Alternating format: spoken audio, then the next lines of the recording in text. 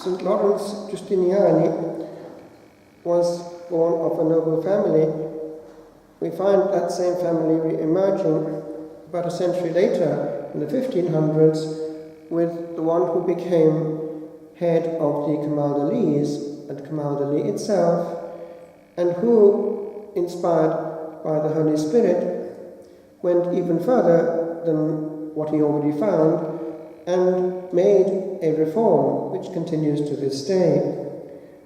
The Camaldolese of Monte Corona, very severe, very small in number, but very faithful. And when I was talking to one of the superiors of that congregation some years ago, he told me that there was still one recluse among them. It was in a Polish house. All that as a backdrop to the saint that we are feasting, who would have become the first in a long line of bishops of the newly reformed episcopal structure of Venice. The title Patriarch of Venice comes not, however, immediately. That comes a little later in time. And Venice is a phenomenon of its own. We were there as a community some years ago because we were asked to sing in the cathedral in Gregorian chant for some celebration in honor of St. Mark, who is there. And that, of course, is why it's so important. And we know that he's there. There's no question about it, under the high water. It's never been tampered with. And we know how he got there. It was quite ingenious. They foresaw what would happen to the body if they left it there under Islamic rule. They also knew that if anything to do with pigs was involved, they would leave them in peace at the customs. And so, under the guise of pig's flesh, out came St. Mark from Alexandria, of which he was the first bishop,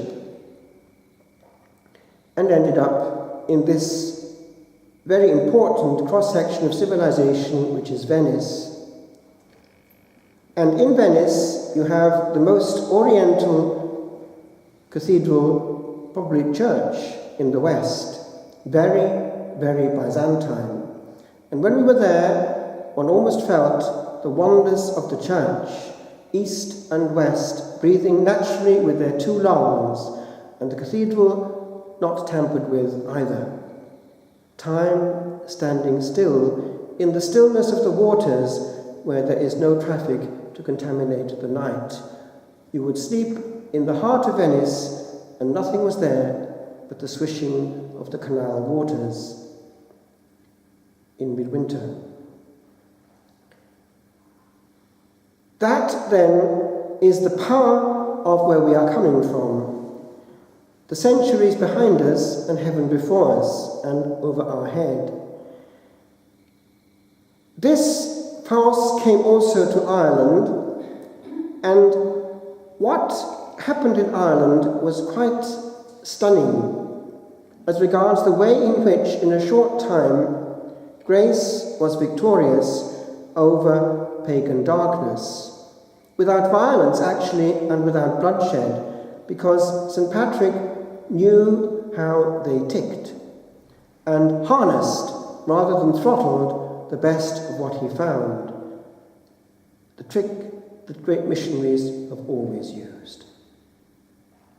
The result was that this fresh land conquered for Christ then became itself a great lamp and light, a beacon in a redarkening world. Now, we want to be aware of that, because all of us here, except the youngest, will have known the tail end of that huge fidelity of this island. I remember when in formation here, and it's not that long ago, practically everyone in the country was there in church. They might not want to be there, they might read the newspaper at the back of the church, but they were there. And it's only a short time that we have witnessed this progressive, but by now total erosion on the stage of the media of what is the accepted norm.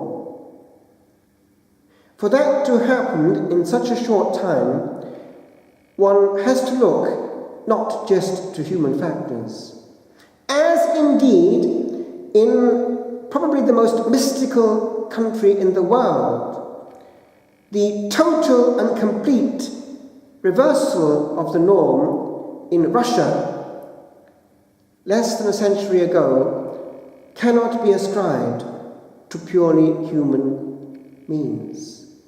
As indeed in the late 1700s, the total and complete change in the norm accepted politically in the eldest daughter of the Church, France, hugely sacred and under our Blessed Lady's mantle, that too cannot be ascribed to purely social factors.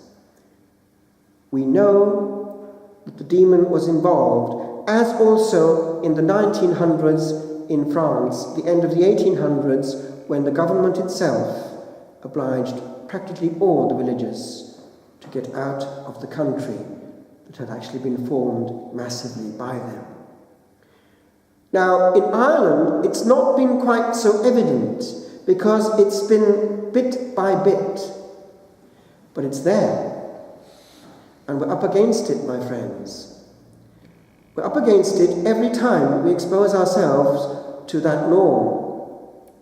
Up against it every time we expose ourselves to a conversation where that is going to be the norm, unless we speak up. This morning, I was moved, while still actually for the Blessed Sacrament, to pick up this volume, which many times in the past has helped me. And this, which happened to come out of the book this morning, might also help you. Because we forget one little part of our history, and it's not that long ago in the time scale of eternity. It's the fact that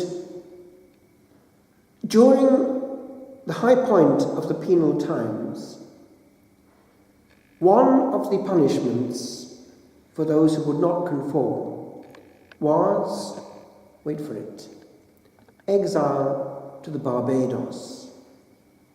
Huge numbers of ordinary Irish men went to the Barbados, where they were deprived any contact with Catholicism.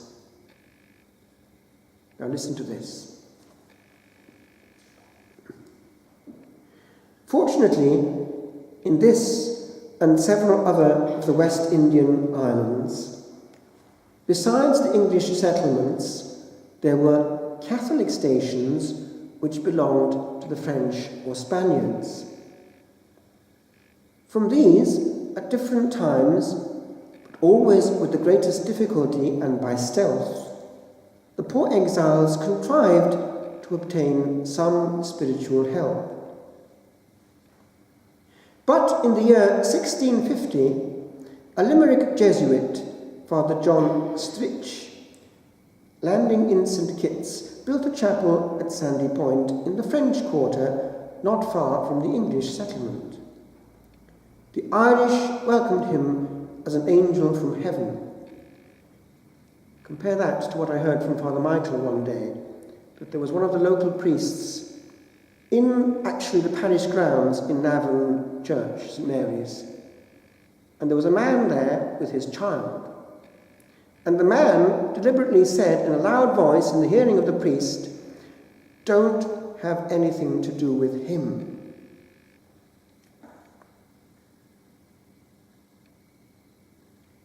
And despite the fact that they exposed themselves to imminent danger of the lash or even of death, they made their way to participate in the rites of their faith. Now, Mammy has an almighty struggle to get her teenager out of bed on a Sunday morning, especially after the disco. This was not merely on an odd occasion, but day after day. For the zealous priest heard confessions from dawn till 1 o'clock in the afternoon. If one goes into the confession box in most of our parishes nowadays, one finds to one's great delight that the parishioners don't commit sin.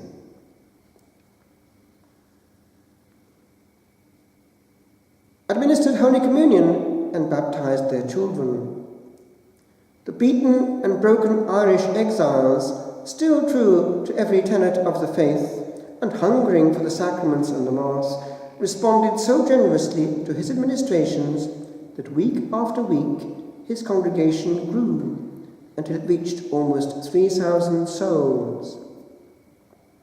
I have noticed on a weekly basis how there are always a few less every Saturday evening in church. Father Stritch, after 3 months, went to, there's a place down there, not the real Montserrat, went to Montserrat, which was at that time entirely subject to the English, whose fanaticism was so great that they would not, on any account, allow a priest to land. Disguised, however, as a merchant, he went thither under pretence of buying timber. He was going into mufti for a reason. Now, one would write a book about it if one saw a priest in the street. The commercial appeal was successful, and penetrating into the woods, he disclosed his real character to some of the Irish, who soon spread the news amongst the rest. Do you know that in the penal times, a person would give his life, even under torture, rather than hand over a priest? In a secluded spot, he celebrated the holy sacrifice of the Mass and administered Holy Communion every morning, and then the poor, devoted exiles cut down trees and brought them away for their ghostly benefactor in order to confirm the delusion that he was a dealer in timber.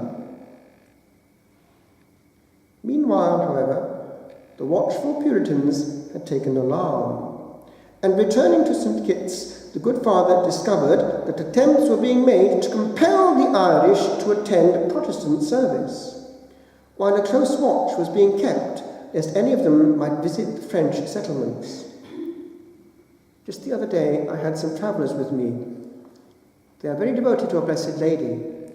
They were from the Dundalk area, and they told me their grief that quite a few of their number were being fished by what they referred to as the born-again Christians. The evangelicals were taking travellers.